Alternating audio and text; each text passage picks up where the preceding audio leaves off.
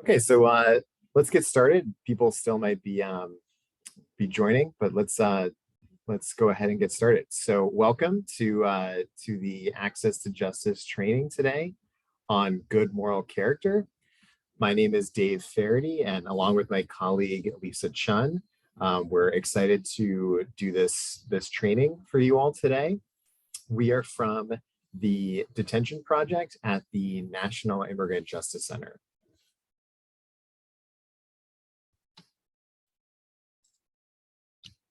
And just a little bit about NIJC. We have offices in Chicago, Indiana, San Diego, and Washington, D.C.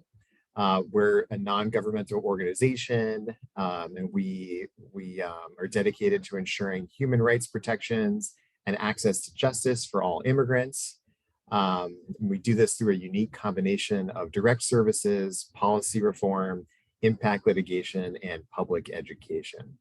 And through the Access to Justice grant, we also get the opportunity to provide trainings like this on working with detained immigrants to A2J sub-grantees. We also do intakes and provide direct representation to Illinois residents who are both detained and non-detained through the Access to Justice grant. So here's our agenda for today. We're going to be discussing good moral character, of course, and we'll start with the definition of good moral character as found in the Immigration and Nationality Act, as well as the regulations and sort of the policy guidance from USCIS, with specific reference to the permanent and conditional bars to good moral character.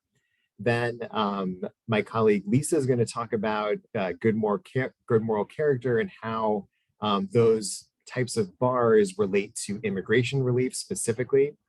And then we are going to talk just throughout the presentation, we're going to talk about strategies, and we'll have a few hypothetical examples as we go through all of the different types of good moral character bars.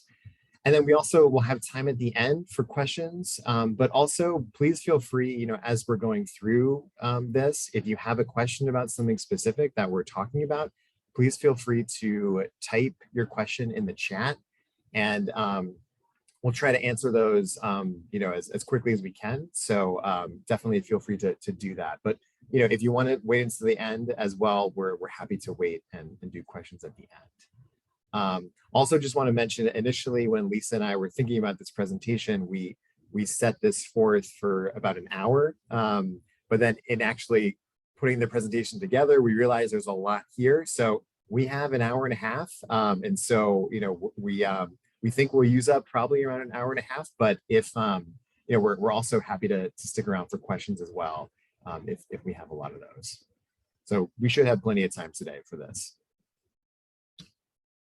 Okay, so let's jump right in. So good moral character comes from section 101F of the INA. And really it's defined as sort of in the negative of showing these are different ways in which an applicant cannot show that he or she has good moral character.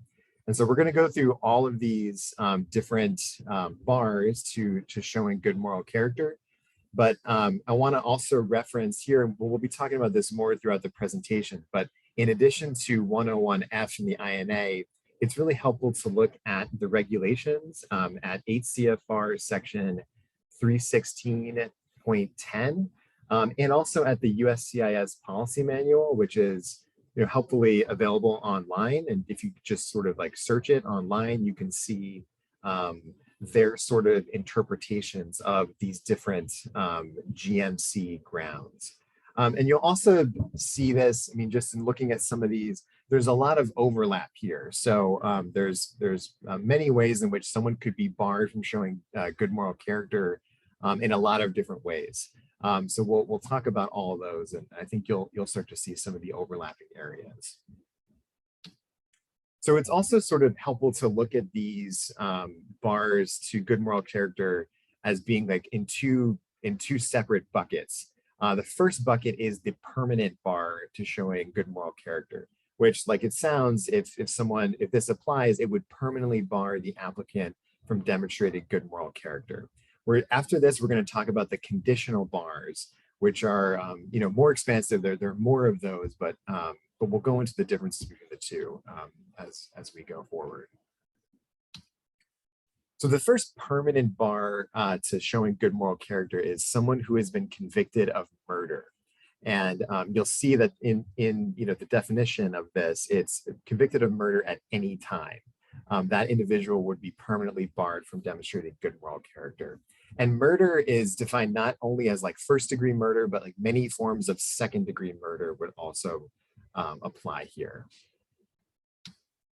Another big category in this permanent bar are aggravated felonies, which you may know aggravated felonies is a term of art that is defined under the INA at 101A43.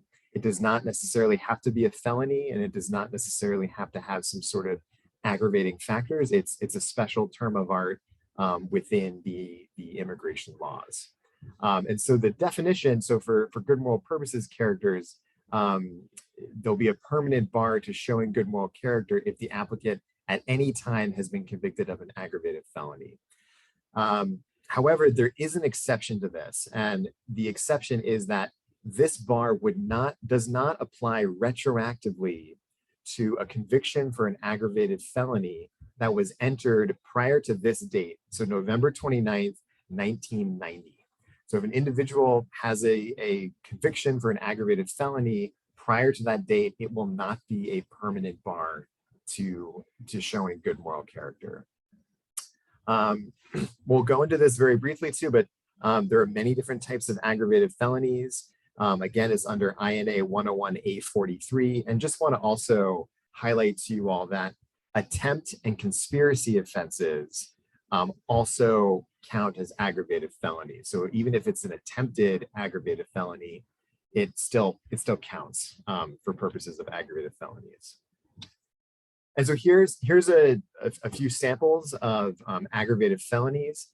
Sometimes it's helpful for people to think of there being two basic types of aggravated felonies. One type is the offense will be an aggravated felony regardless of the sentence imposed.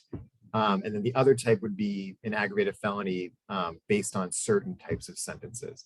So this is the category of aggravated felonies that would constitute aggravated felonies regardless of the actual sentence the client would actually get in that case.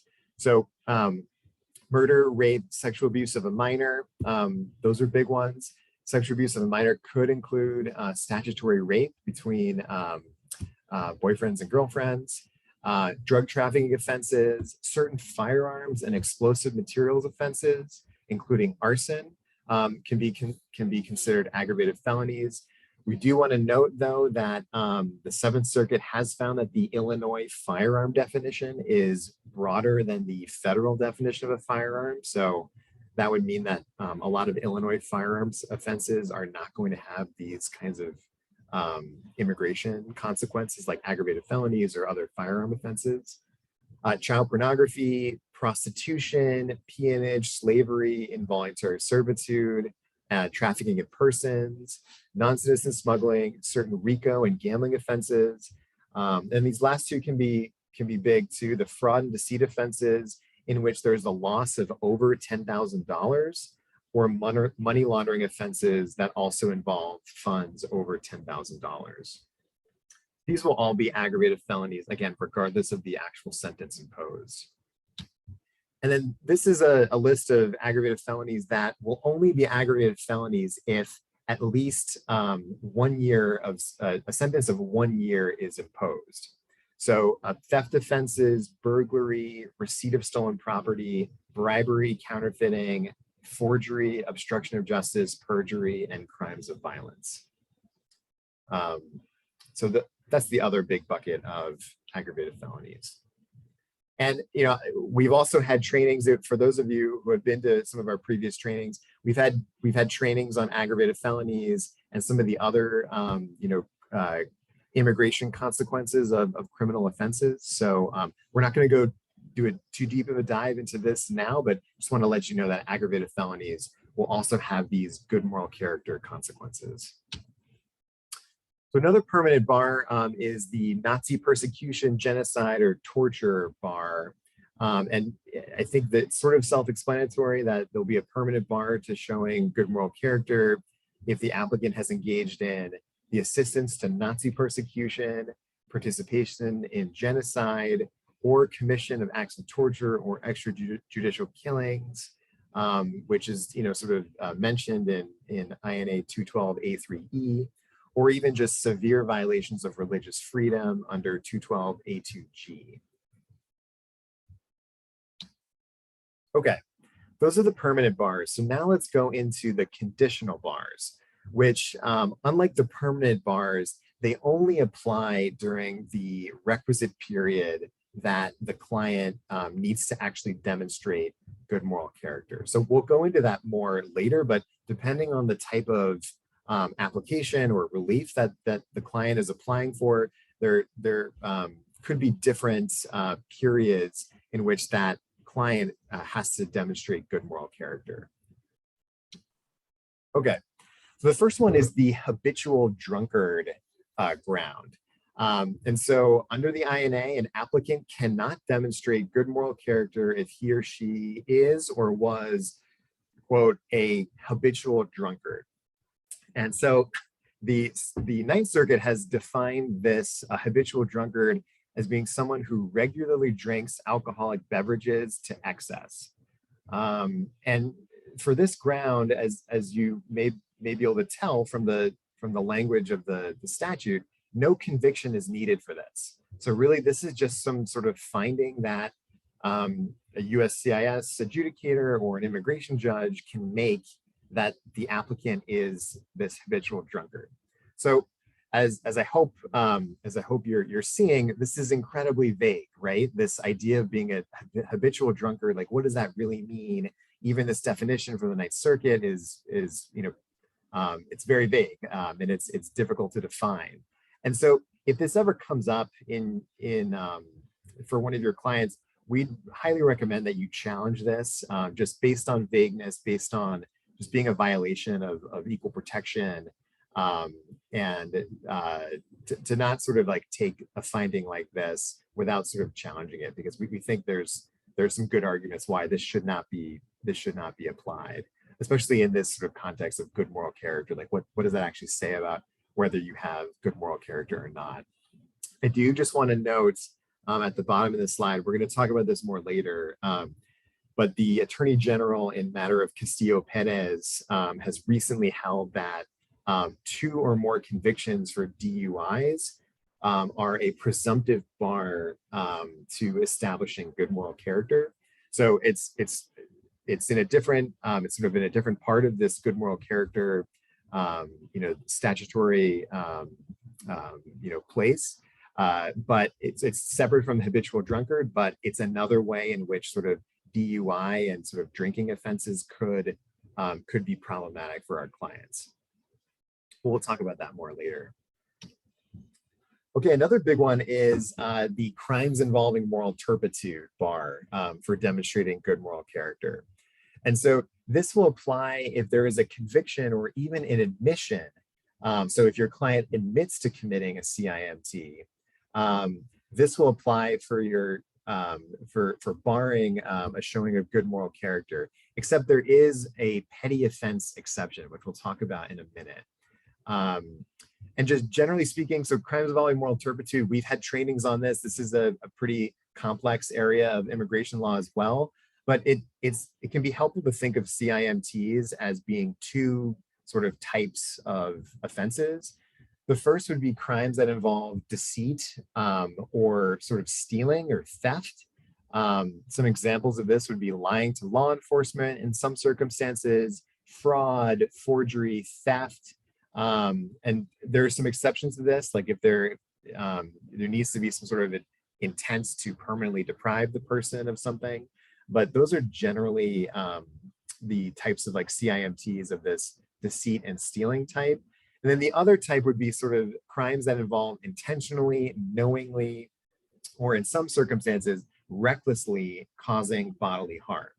And so here are some examples of that: domestic battery offenses, where there's sort of this intent to cause bodily harm, or aggravated assault or battery offenses with extenuating circumstances.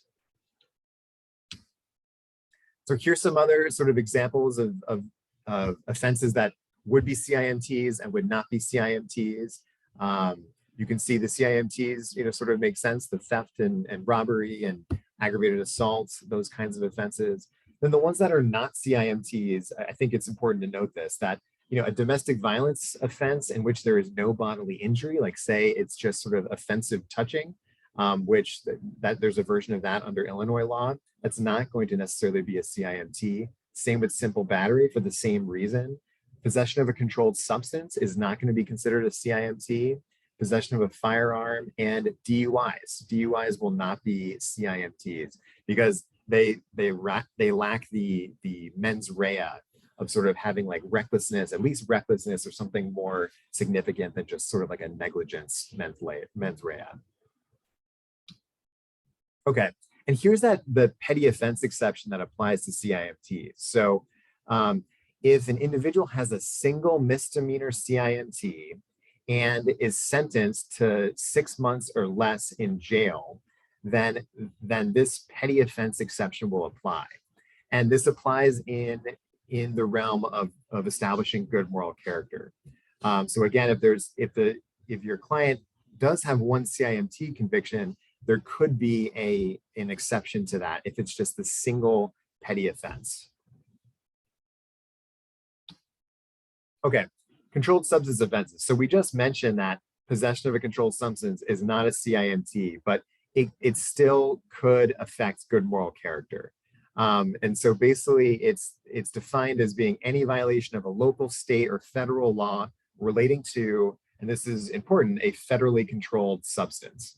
There is an exception for this ground, and that is a single offense for simple possession of 30 grams or less of marijuana will not bar someone under this controlled substance ground.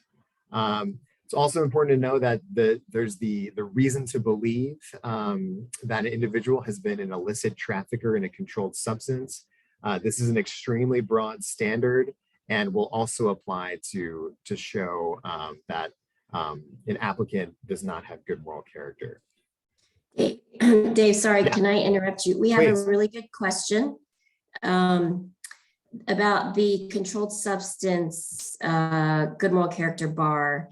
Is there any guidance? Has there been any guidance regarding whether a municipal ordinance violation, i.e. not state, federal, or foreign government offense, would be enough to trigger issues? Could you address that question?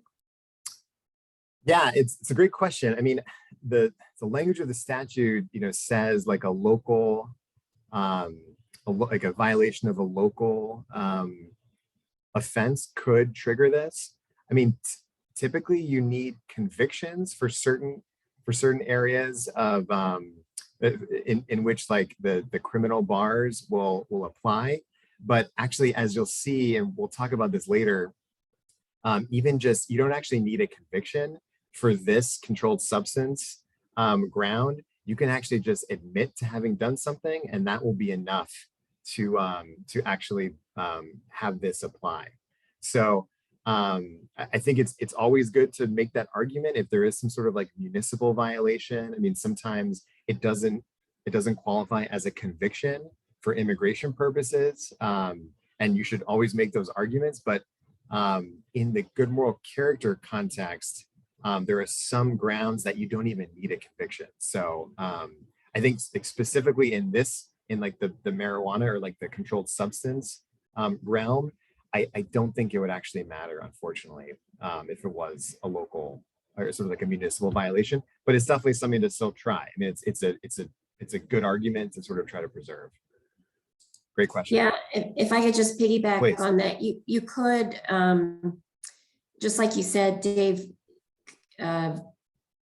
challenge whether or not it was a conviction in the sense that some municipal violations, for instance, carry a lower burden of proof, right? So in criminal convictions, it's beyond reasonable doubt. Some of these municipal violations allow a lower standard of proof. But it's a good question that's raised, and definitely something worth trying, as Dave suggested. Definitely sort of in the removability context for sure. You know, those convictions, you do need a conviction for the removability. For this good moral character, it's unfortunately broader, but it's good to, you know, keep your eye out for that. Okay, so another ground, the conditional bar is the prostitution and smuggling. So for prostitution, it's a bar for individuals who have engaged in prostitution, have received proceeds of prostitution, or have imported or attempted to import individuals for the purpose of prostitution, or just this catch-all have engaged in other unlawful commercialized vice. Smuggling is pretty similar. It's an individual who has encouraged, induced, assisted, abetted, or aided any other non-citizen to enter or try to enter the US in violation of the law. There is an exception though for family reunification, which applies for someone who's been trying to smuggle his or her spouse, parent, daughter, or son. So gambling and polygamy is another, these are other bars. So illegal gambling, so there's two types here. One whose income is derived principally from illegal gambling activities, and an individual who's been convicted of 2 or more gambling offenses committed during the period for which you have to show good moral character. Polygamy, it's another conditional bar to showing good moral character if an individual who has practiced or is currently practicing polygamy.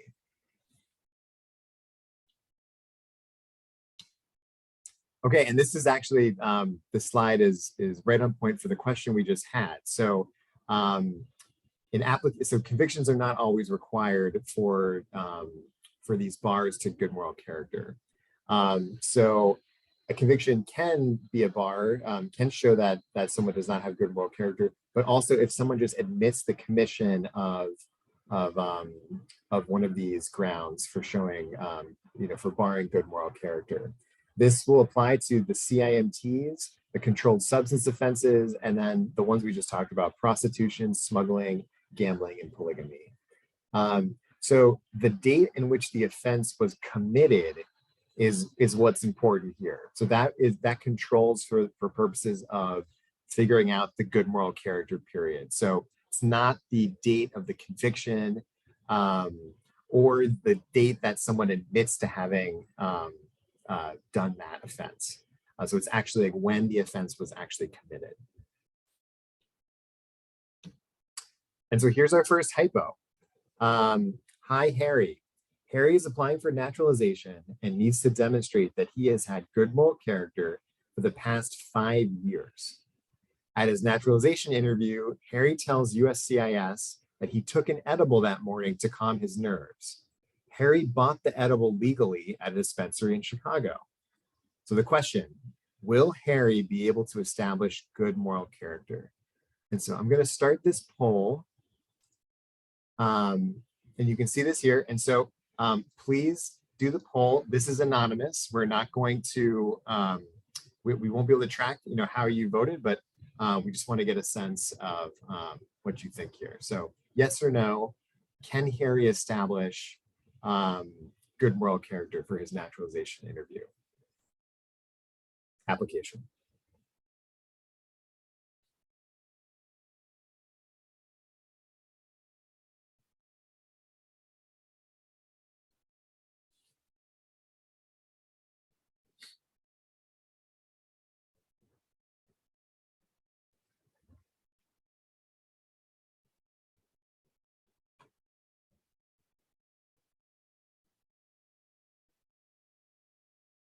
Okay, just a few more seconds. Give me just 5 more seconds, then we'll close the polling.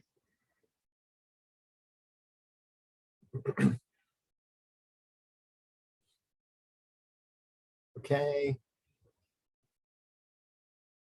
Done. Okay. So it's sort of an even split. Almost exactly an even split here. So let's take a look at the answer here. Let me just get this out of the way.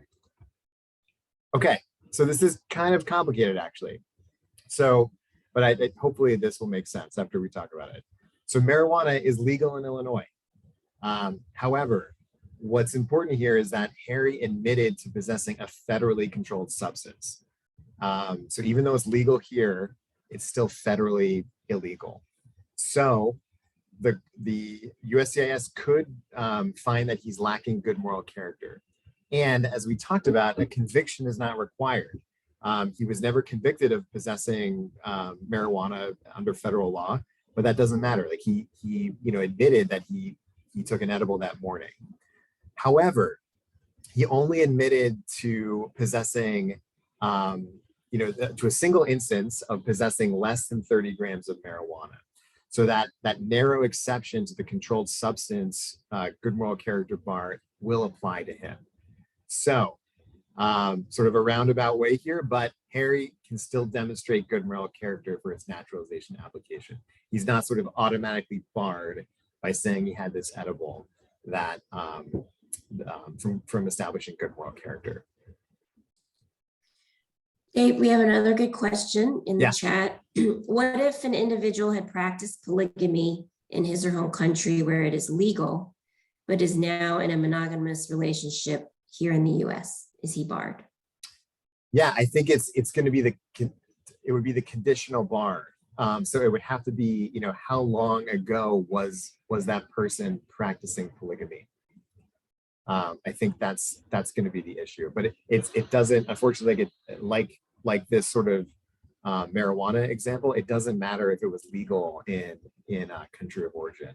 It just matters like when did it happen, if it's during that period. Great question.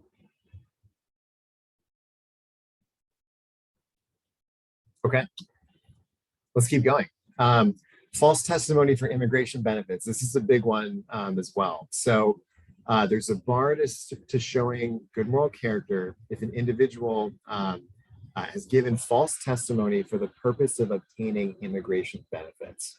So it's important to really narrow this, go into like the definitions of everything here, because this testimony refers only to oral statements made under oath.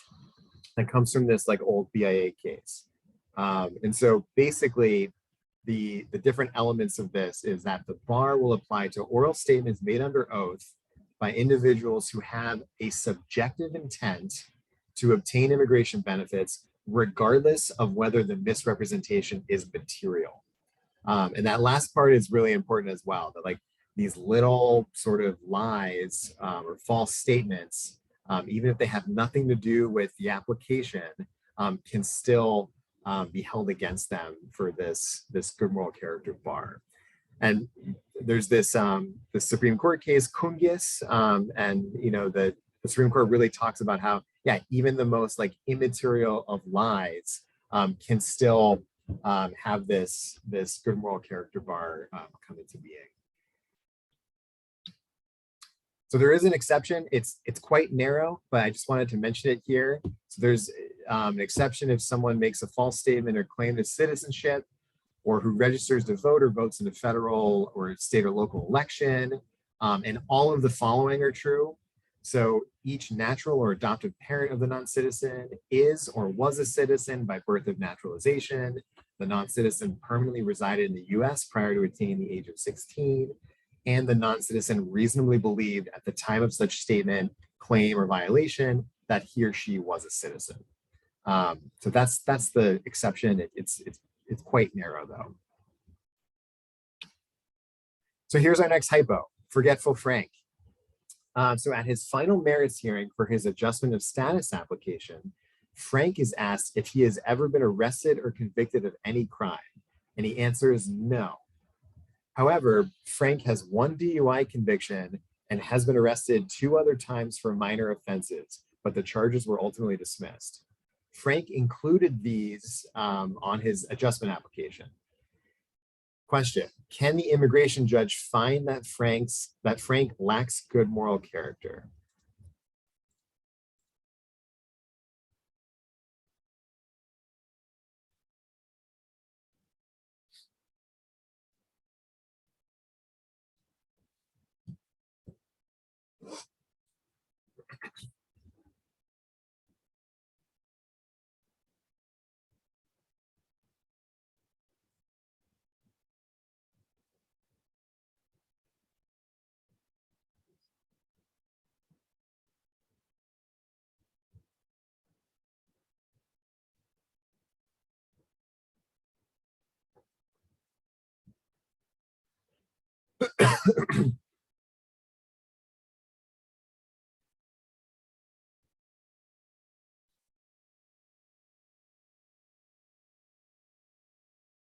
Okay, just a few more seconds. Give everyone an opportunity. Okay.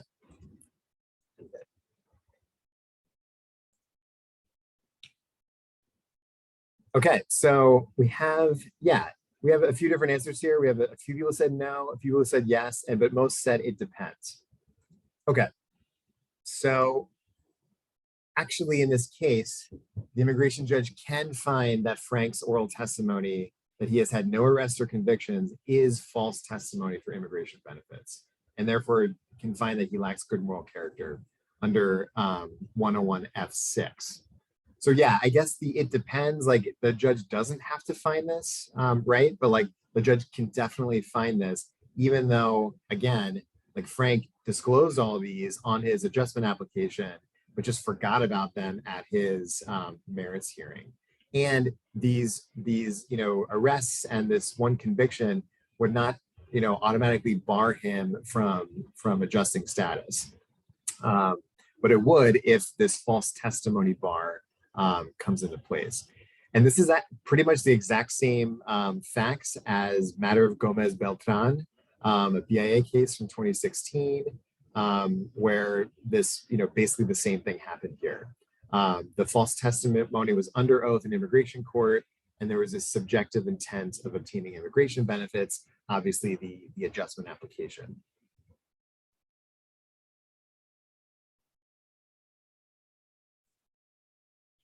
Okay, let's go to the next one. This is another big one, 180 days imprisonment. So there's a conditional bar to good moral character for an individual who during such period, so during the period in which, good moral character has to be established, the individual has been confined as a result of the conviction to a penal institution for an aggregate period of 180 days or more. And this is, importantly, this is regardless of whether the offense or offenses were committed during that period or not. This applies to actual confinement, so this does not apply to suspended sentences. And also importantly, this applies regardless of whether the offenses have any immigration consequences. So even just minor offenses that wouldn't affect someone otherwise, if there is some sort of imprisonment imposed as a sentence, that still counts for this 180 days bar. Also just want to note that, and we spoke about this a little bit earlier with the question that came in, that the conviction under the definition of conviction under the INA, although it may not apply to some municipal like ordinance offenses, in other ways it's actually quite broad. It includes both formal judgment of guilt or an admission of facts demonstrating guilt, plus some form of penalty or restraint on liberty. So importantly, in Illinois, this comes up a lot, unfortunately, but many types of deferred adjudication agreements, like 410 probation, are technically still convictions because they have that, although it's not like a conviction under state law, like under criminal law, for immigration purposes, there's, with 410 probation, for example, there's usually some sort of admission of facts demonstrating guilt. And then, a formal conviction isn't entered, but with the restraint on liberty or some sort of penalty, that still counts as a conviction under the INA. So that's just something to be aware of as well. Okay, next typo, unlucky Ursula. Ursula is applying for naturalization and needs to show that she has had good moral character for at least the past 5 years. She's had an ongoing dispute with her neighbor about a tree that is encroaching on her property and needs trimming. Ursula has been convicted of disorderly conduct and trespassing and spent 90 days in jail in 2019 and 120 days in jail in 2021. Okay, so here's the question. Can Ursula demonstrate good moral character for her naturalization application? And the answers are, and this might involve some math, so sorry in advance. Yes, no, but she will in 2024, no, but she will in 2026, or no?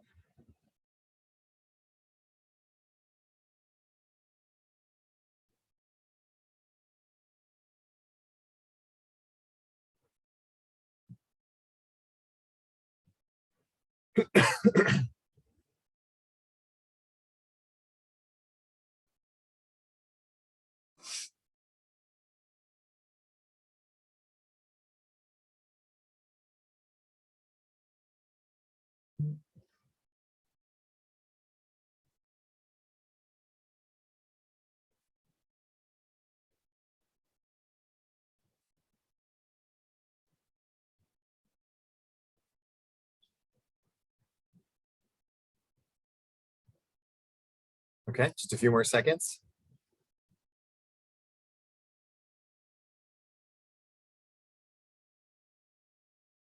Okay, I'll end it now. Okay, so a little bit of a spread. And most of us thought no, but she will in 2026. Some of us thought 2024, and some thought either yes or no. So let's take a look at the answer. So again, sorry for the math that was involved in this one. So right now, I think most of us got this. Right now, she spent more than 180 days in jail, right? Because she's got the 90 days and the 120. So she can't, she's barred from demonstrating good moral character right now for her naturalization application.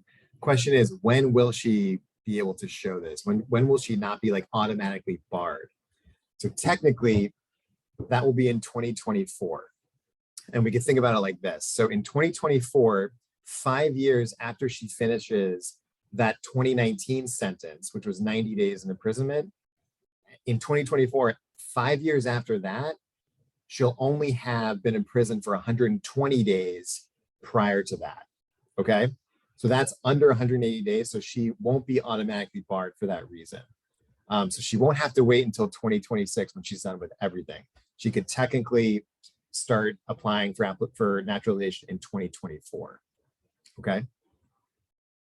This just applies to the automatic bar under the 180 days. We'll talk about this more in a few slides, but there are some catch-all provisions that could be in place here as well. But for the 180 days purposes, in 2024 she'll be okay. She won't be barred for that reason. Okay. Another bar is multiple criminal convictions. So if someone has been convicted of 2 or more offenses for which the aggregate sentences to confinement were 5 years or more, will also have this conditional bar to good moral character apply. Seems to be, again, a lot of overlap with the 180 days provision that we just talked about. But the difference here is that this will also apply to suspended sentences. So if someone has 2 or more offenses, and even if for some reason they're confined to less than 180 days, if the suspended sentences were more than 5 years, this could apply to them as well. Okay, and this is something I was just sort of teasing just a few slides ago, but there's also this sort of unlawful acts catch-all. So in addition to everything that we just talked about, applicants can still be found to lack good moral character based on other factors. And this is the language from the statute. The fact that any person is not within any of the foregoing classes shall not preclude a finding that for other reasons, that person does not have good moral character. And I just wanted to note that, again, like you can also look at the regulations and at the policy manual, the USCIS policy manual. They still have these up on the website. The willful failure or refusal to support dependence and adultery during the time for showing good moral character. Those are cited as examples of sort of this unlawful acts catch-all, as well as, again, just sort of anything else that the adjudicator might find would adversely reflect upon a showing of good moral character. So, other examples of this is sort of like issues with taxes. That could definitely come into play here. It's not sort of like expressly mentioned, but if someone, has had issues with problems with taxes or hasn't been filing for taxes, that could also come into play.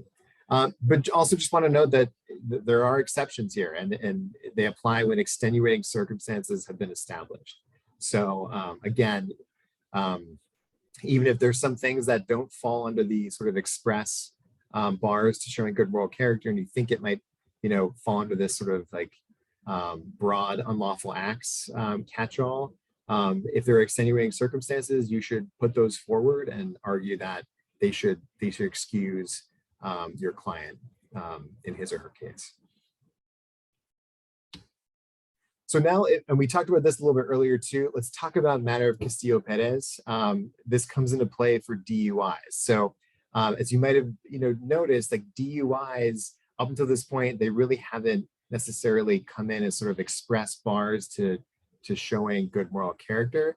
And the Attorney General decided to do something about that in 2019 and said, 2 or more DUI convictions during the relevant period of time is going to establish a rebuttable presumption that the applicant lacks good moral character. And so this was a pretty big deal because it's going towards good moral character, and Lisa will talk about this more in a minute as well, that good moral character and the certain forms of relief that you need to have good moral character for. But this is definitely very new, and there are ways of challenging this.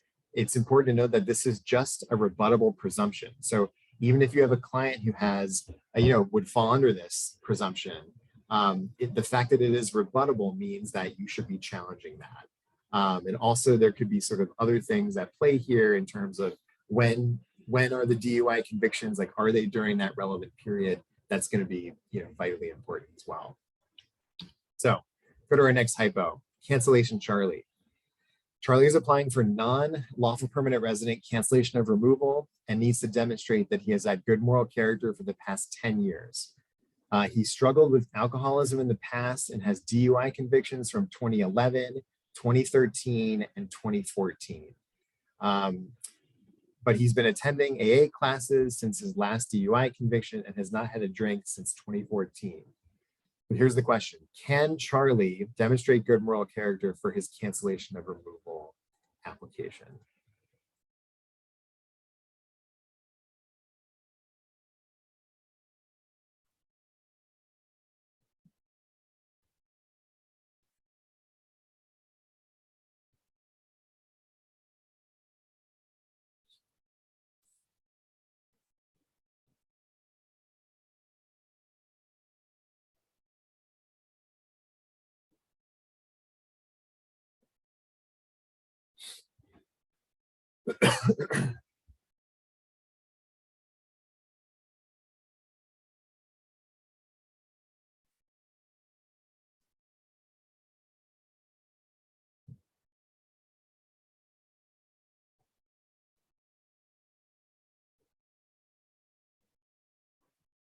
Okay, just a few more seconds.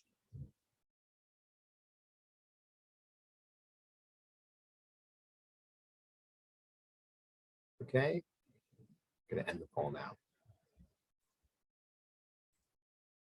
Okay, great. So sort of an even spread here. We have, about a third said yes. A little more than a third said no, and then it depends. Okay, great.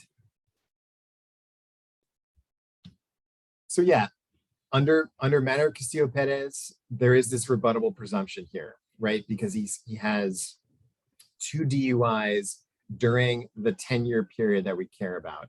So just assuming that the cancellation application is now in 2022, that 2011 DUI is not going to count because it's outside the 10-year period. So, but he has these 2 others that do fall within those 10 years, 2013 and 2014. So yeah, under prevailing, Attorney General case law, the rebuttable presumption applies to him. But as we, just talked about, he should challenge his presumption, and he seems like he's in a very good position to challenge that because his last DUI was 8 years ago, and he's demonstrated significant rehabilitation since then. So you'd want to put forward, as much, evidence of that rehabilitation as you can to rebut that presumption. Okay, great. We're going to transfer over now. And I will. Dave, we have a question. Would he need to wait 10 years from having been a habitual drunkard? So, yeah, so if the habitual, great question, if the habitual drunkard ground applies to him, the judge would have to find that. And yeah, so like I guess we'd have to, figure out when would the habitual drunkard period apply to him.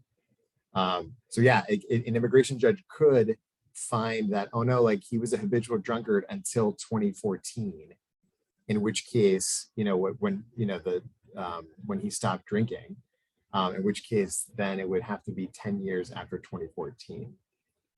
So that could be an issue. But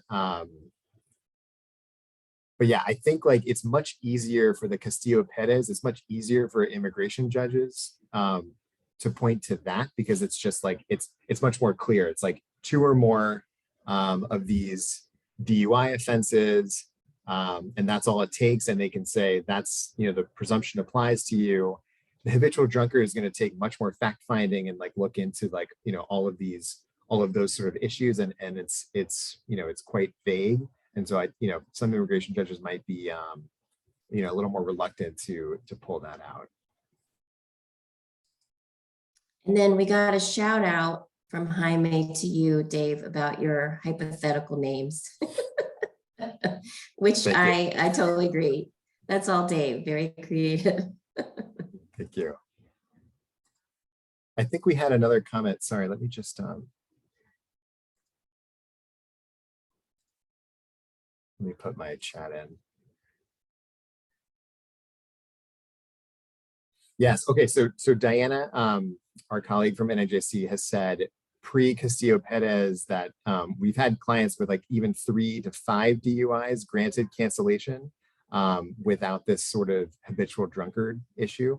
So yeah, it's I wouldn't. It's a great point. Like, don't be scared off by the habitual drunkard one. I think it's more like this could come into play, and if it does, you should challenge it. But like, yeah, maybe don't assume that you should necessarily wait for the end of that, just based on the habitual drunkard ground.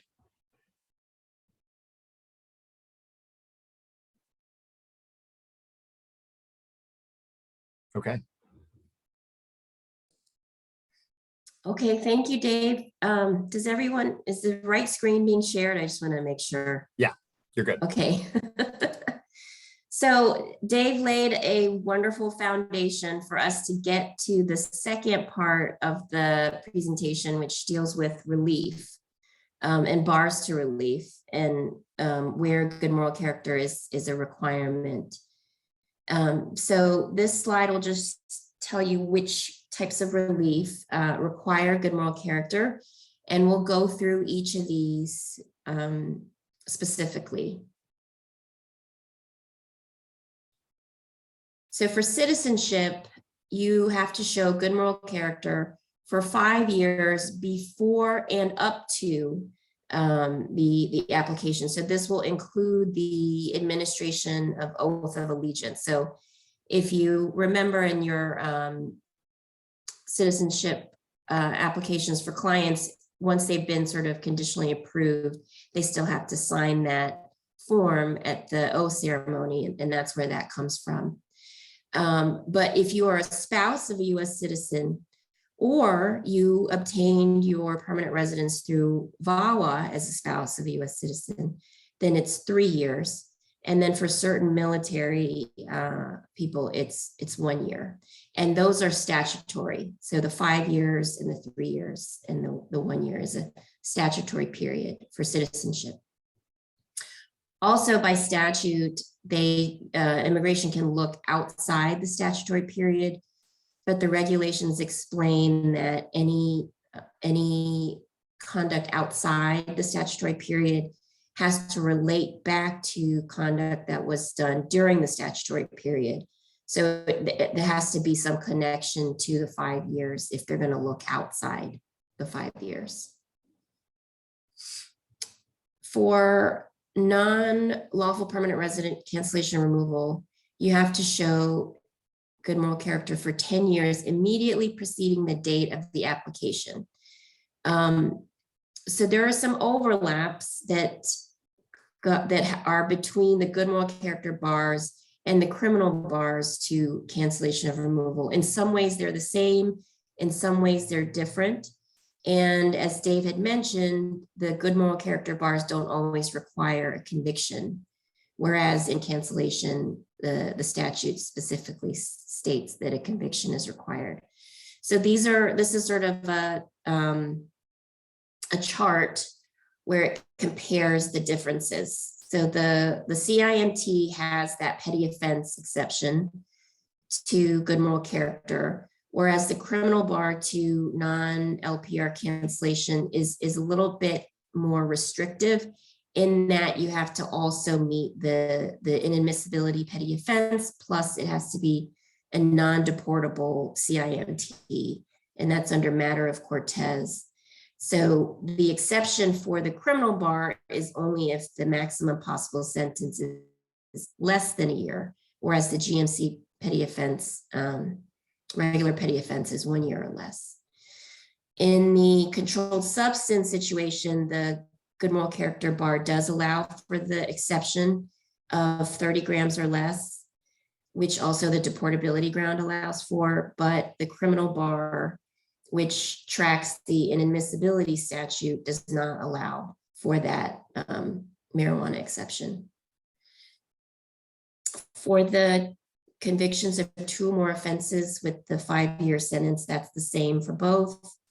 For the prostitution, the criminal bar will require a conviction, whereas the GMC bar does not. And then the AgFel, there is the November 29th, 1990 exception, except for murder for the GMC, whereas criminal bar, any aggravated felony will bar you from cancellation. The interesting thing is that the BIA has held that an application for cancellation removal is an ongoing application, and it doesn't end until there's a final administrative decision. And so we know that a final, an immigration judge's order is not final unless you waive appeal. And if you appeal, then it's not until the BIA makes a decision. So there could be a circumstance where your client might be barred within the 10-year period that the judge made the decision. But if the case is on appeal, then that 10 years keeps running. And so in those cases, it does allow for a possible remand if there's been 10 years that have gone since that barring event and the case is on appeal. And that case was matter of Ortega Cabrera that's on the slide.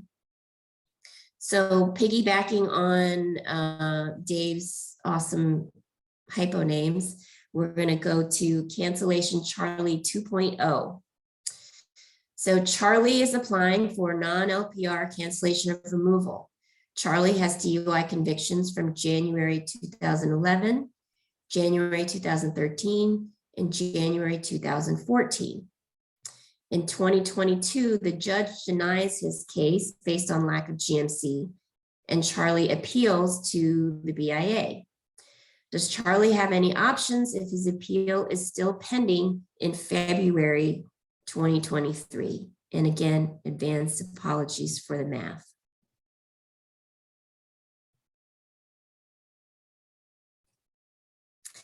Dave, do you mind just timing when we'll stop the polls? Thank you.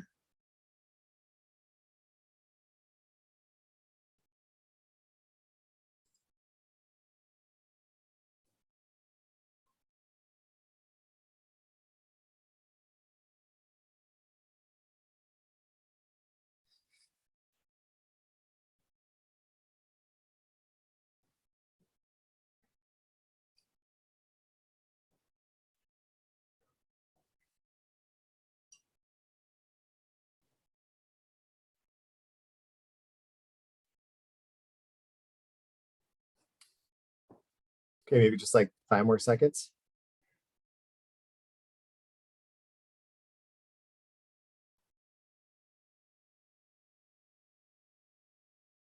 Okay, I'll end it now. Okay, so we had 44% say yes, 15% say no, 41% says it depends. So, so when the judge denied his case in 2022, there was a rebuttable presumption that Charlie lacked good moral character because his 2 DUIs in 2013 and 2014 were within the 10-year period. However, the application, as we said, according to the BIA, is pending until there's a final administrative decision. And so as of February 2023, more than 10 years would elapse since the first DUI, and there's no longer a rebuttable presumption. So in that case, you would certainly want to file a motion to remand with the BIA, arguing that the rebuttable presumption no longer applies. And so the basis of the immigration judge's decision is incorrect.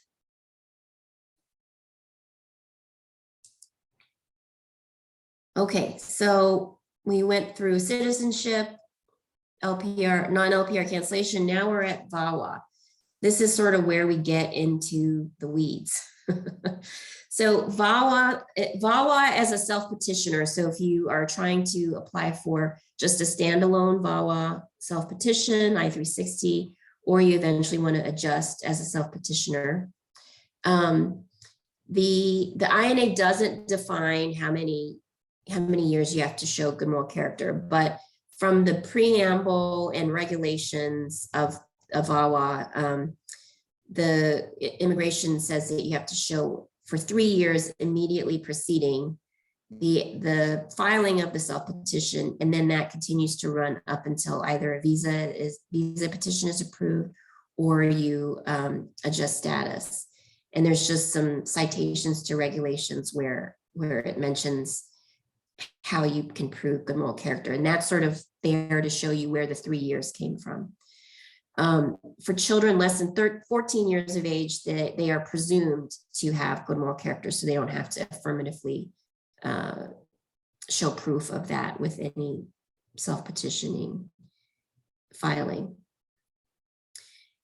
And in the case of VAWA self-petitioners, the adjudicating officer can look beyond the 3-year period if they have reason to believe that the person may not have good moral character during that time. So it's similar to the citizenship application. However, it's a little bit harder to challenge if they do go beyond the 3 years and you think it's inappropriate because it's not a statutory timeline, but you can still use those arguments that you would use in citizenship, that the time, and if you look beyond the 3 years, it should be related to the period within the 3 years.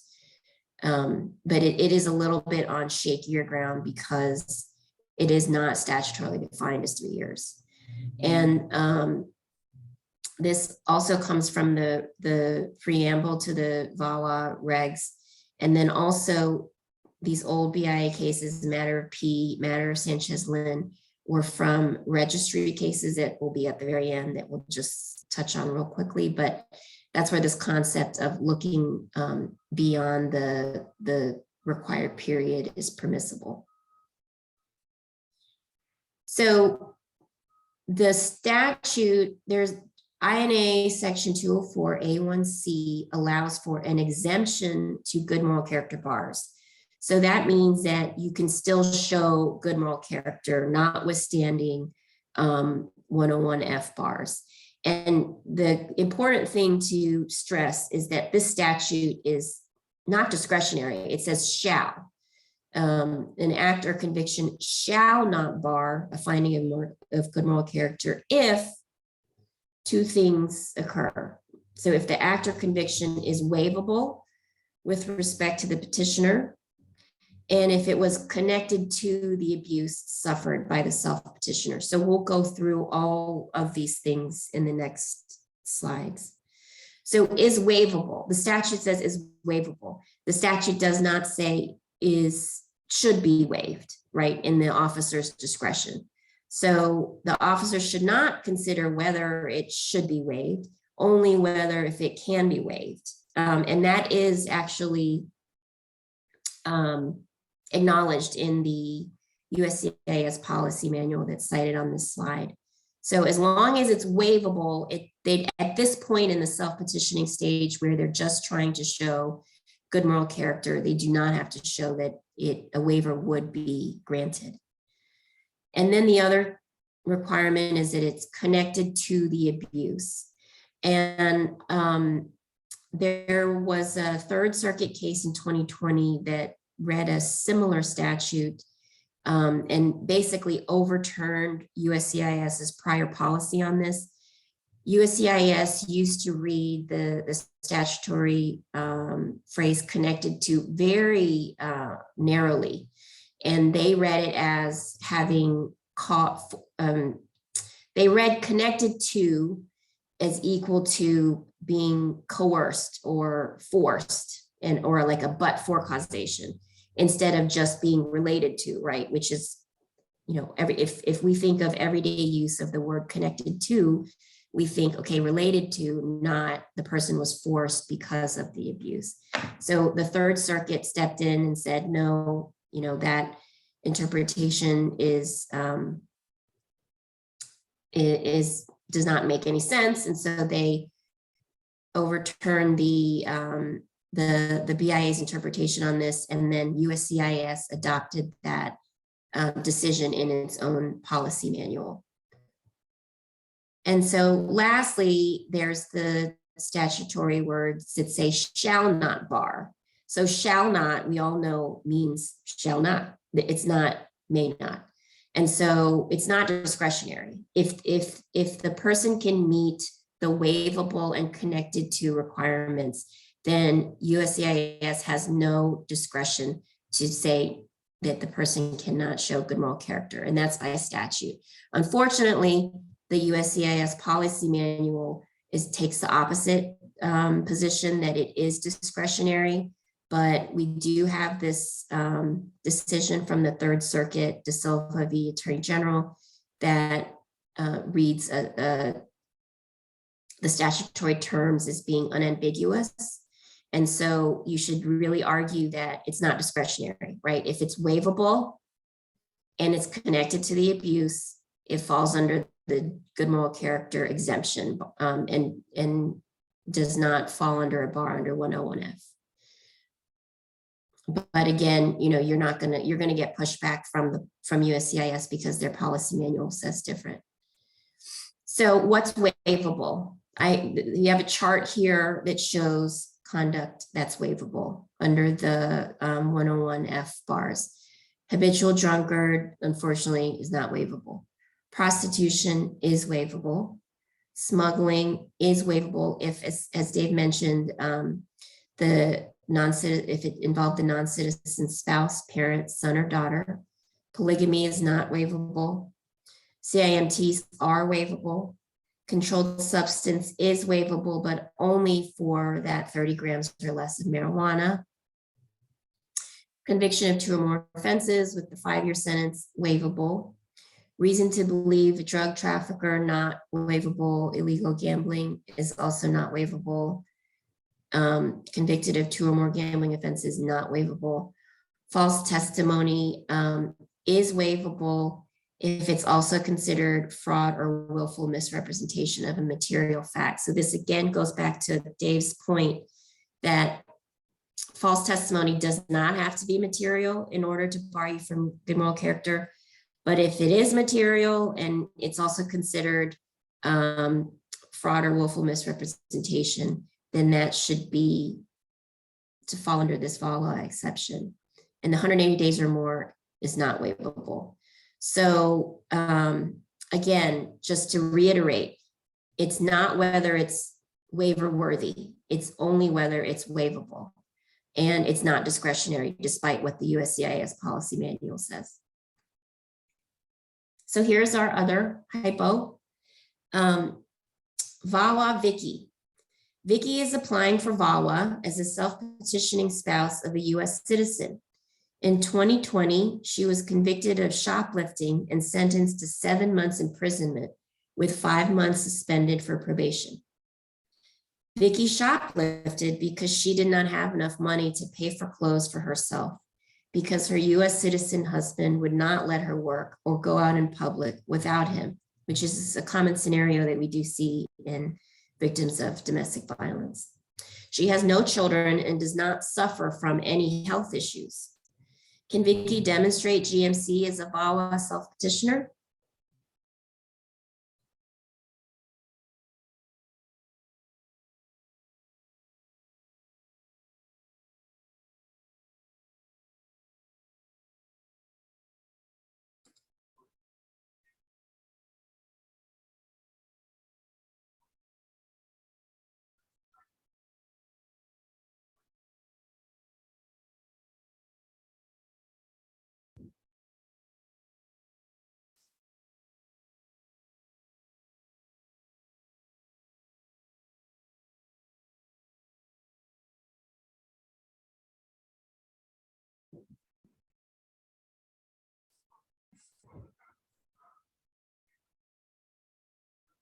Okay, maybe just a few more moments.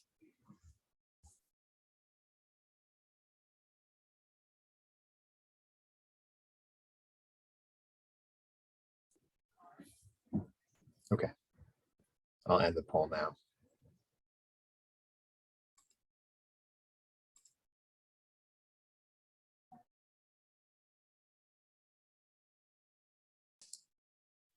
Okay, so we have 71% says yes.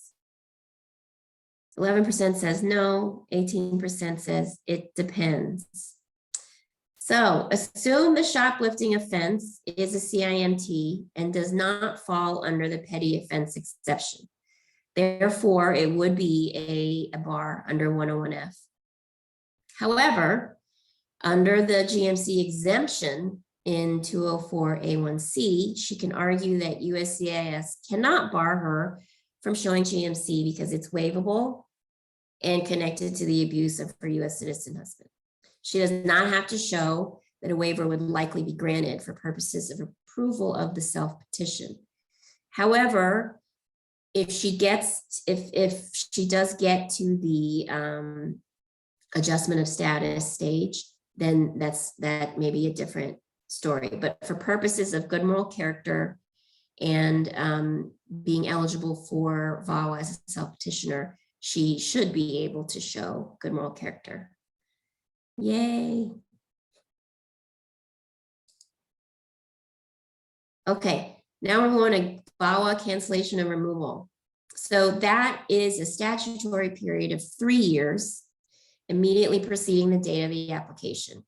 And it's kind of the same thing here. There's overlaps and distinctions, and the bars for VAWA do not necessarily require a conviction. And a lot of them are the same, so we're not really going to go through it, but same analysis.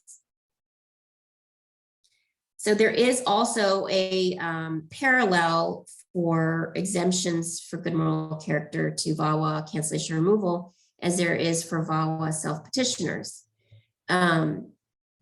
And so same kind of thing, but a little bit different. So the statute is at INA 240A, B2C, and it says notwithstanding 101F, an act or conduct is not a bar if it's not a bar to eligibility for VAWA cancellation under the statute is connected to the abuse and a waiver is otherwise warranted. So that's much different language than the self-petitioner exemption.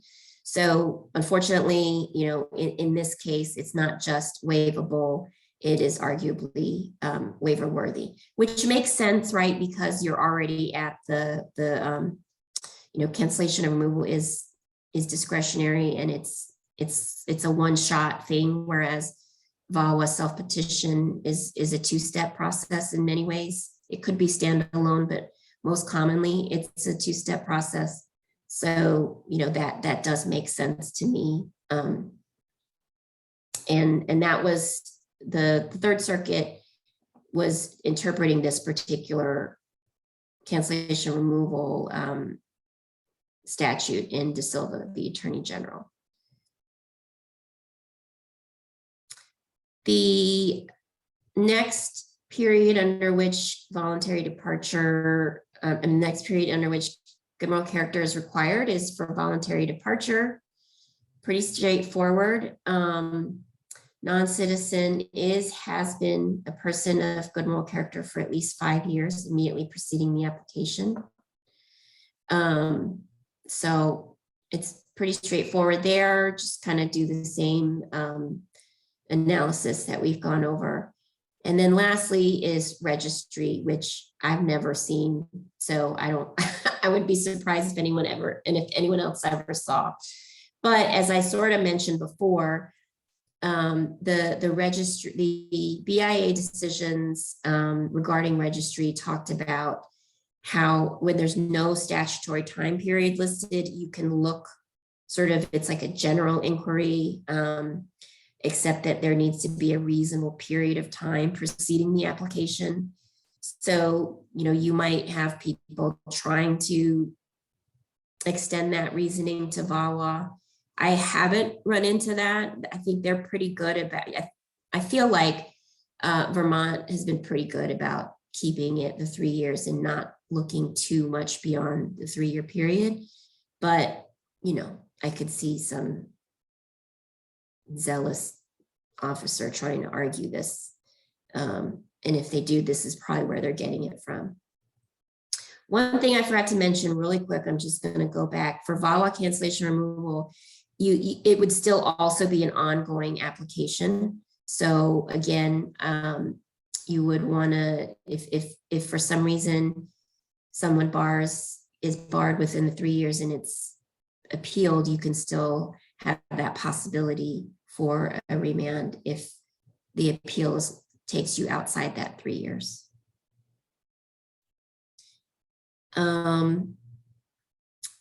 These are our takeaways. So look at the applicable period for GMC, 10 years for non-LPR cancellation, 5 years for naturalization, 3 years for VAWA. Check if your client's relief is continuing, like we mentioned. So there might be a possibility for remand. Also, you know, another thing is if you have a cancellation removal application that maybe the judge didn't make a decision yet, and it's one of those that are put on hold. But I guess in that case, it's conditionally approved, so it may not apply. See if there's any exceptions to the GMC bars. So 30 grams or less of marijuana connected to waivable for VAWA applicants. And then make sure to challenge those Castillo-Perez presumptions, and also not to let them try to make that also a habitual drunkard, as we discussed and as Dave and Diana pointed out. If there are any questions, we have 14 minutes left. Yeah, thank you, everyone. We'll stick around for more questions. We haven't seen any other questions in the chat, Lisa, in a while, but we'll be here if you have any more questions. But if not, thanks everyone for coming. And yeah, we have another A2J training in about a month or two on the prosecutorial discretion, ICE's use of prosecutorial discretion. So take a look out for that as well. And yeah, we'll just stick around if there are any other questions, but thank you for coming.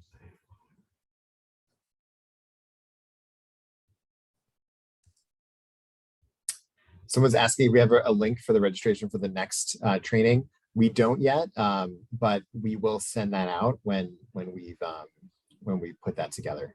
So yeah, so check your inboxes for that.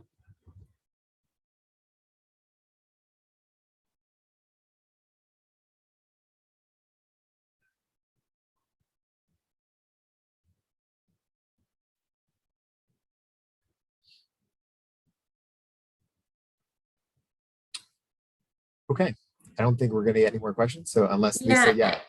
And it was mentioned in the chat, but we will distribute the slides afterwards, right, to people who are registered. That's right. Yeah, and a CLE credit too. We'll send a link for all of that. Yeah, we don't actually have a CLE password for this, so but yeah, we'll send out all that information. Okay. Okay. Thanks everyone. That's all. Thanks, Yeah. Dave. Thanks, Lisa. Bye everyone. Have a nice weekend. Bye.